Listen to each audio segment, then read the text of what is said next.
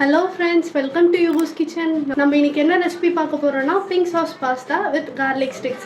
இந்த ரெசிபி எப்படி பண்றதுன்னு பார்க்கலாம் வாங்க. இதுக்கு தேவை 2 பாக்கெட் பாஸ்தா நாங்க இன்னைக்கு எடுத்துறோம். இத வந்து நல்லா வாஷ் பண்ணிட்டு அப்புறம் சுடு தண்ணில வேக வைக்க போறோம் ஒரு 10 minutes. வாங்க வேக வைக்கலாம். இப்போ பாஸ்தா வந்து கொட்டியாச்சு.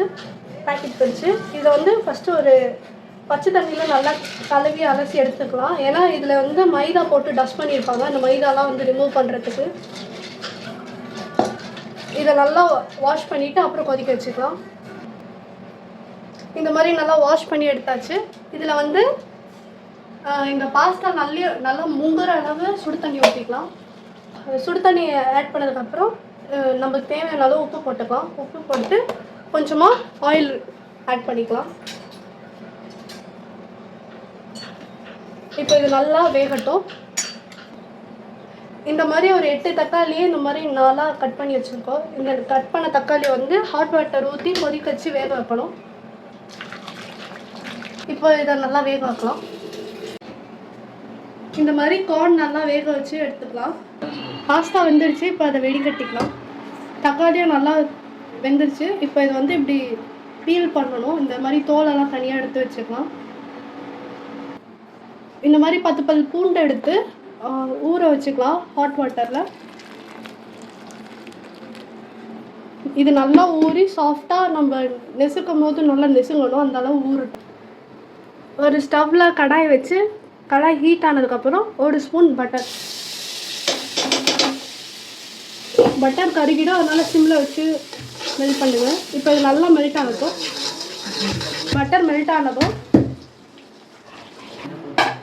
பூண்டு இதை நல்லா பொடி பொடியாக நறுக்கி போட்டுக்கலாம்.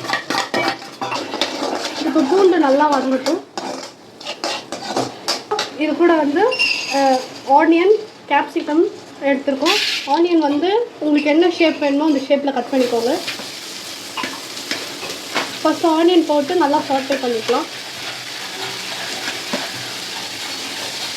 இந்த ஆனியன் நல்லா வதங்குற டைமில் நம்ம வந்து வேக வச்சு எடுத்துருந்த தக்காளியை வந்து நல்லா பியூர் பேஸ்ட்டாக அரைச்சி எடுத்துக்கலாம்.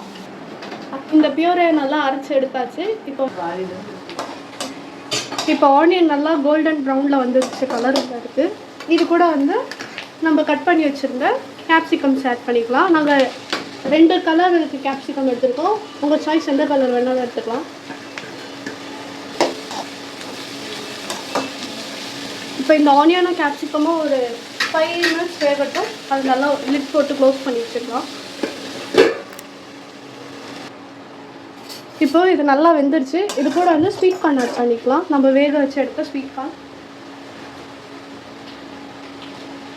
இப்போது இது கூட வந்து 1 டேபிள்ஸ்பூன் பெப்பர். இது கூட ஆரிகனோ ஆட் பண்ணிக்கலாம். Add chilli flakes to this. இப்போது இதை நல்லா மிக்ஸ் பண்ணிக்கலாம். இப்போது இது கூட மைதா வந்து ஒரு 3 டேபிள்ஸ்பூன் போட்டு தண்ணி ஊற்றி நல்லா கரைச்சி வச்சுருக்கோம். அதை வந்து ஆட் பண்ணிக்கலாம். இப்போ அதை நல்லா மிக்ஸ் பண்ணிக்கலாம்.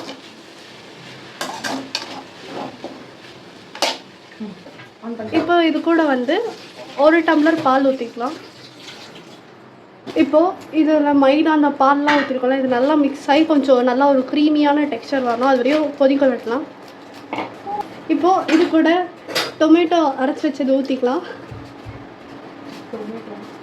இப்போ இதை நல்லா கலந்துக்கலாம். இது கூட சீஸ் ஆட் பண்ணிக்கலாம்.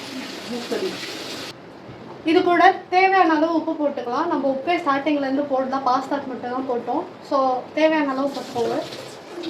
கார்லிக் ஸ்டிக்ஸ் பண்ண பட்டர் எடுத்துருக்கோம். நாங்கள் வந்து கார்லிக் அண்ட் ஹர்ப்ஸ்ன்ற இந்த பட்டர் எடுத்துருக்கோம். ஸோ நீங்கள் இந்த கார்லிக் ஸ்டிக் பண்ண இந்த பட்டர் யூஸ் பண்ணுங்கள்.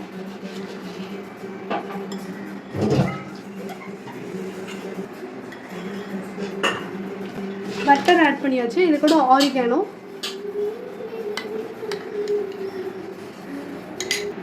இப்போ இதுக்கூட வந்து கொத்தமல்லி நல்லா கட் பண்ணி போட்டுக்கலாம்.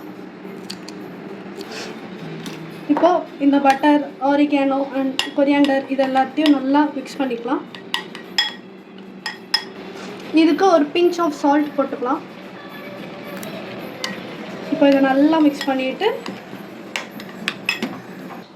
இப்போ இது கூட வந்து பாஸ்தா வேக வச்சா பாஸ்தா ஆட் பண்ணிக்கலாம். ஆட் பண்ணி இதை நல்லா மிக்ஸ் பண்ணிக்கலாம். இப்போ இது கூட ஃப்ரெஷ் க்ரீம் ஆட் பண்ணிக்கலாம்.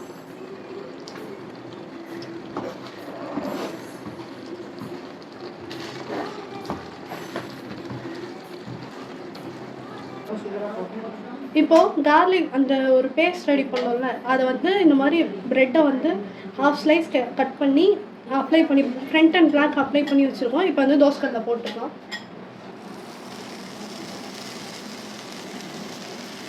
இதை நல்லா ரோஸ்ட் பண்ணி எடுத்துக்கலாம். ஆயில் ஆட் பண்ணிக்கலாம். பட்டரே ஏற்கனவே ரோஸ்ட் ஆகும், லைட்டாக ஆயில் ஆட் பண்ணிக்கலாம். டடா, நம்மளோட pink sauce pasta and garlic bread ready. இந்த ரெசிபி பிடிச்சிருந்தா யுகோஸ் கிச்சனுக்கு லைக் பண்ணுங்கள், ஷேர் பண்ணுங்கள், மறக்காமல் சப்ஸ்கிரைப் பண்ணிக்கோங்க. பாய்.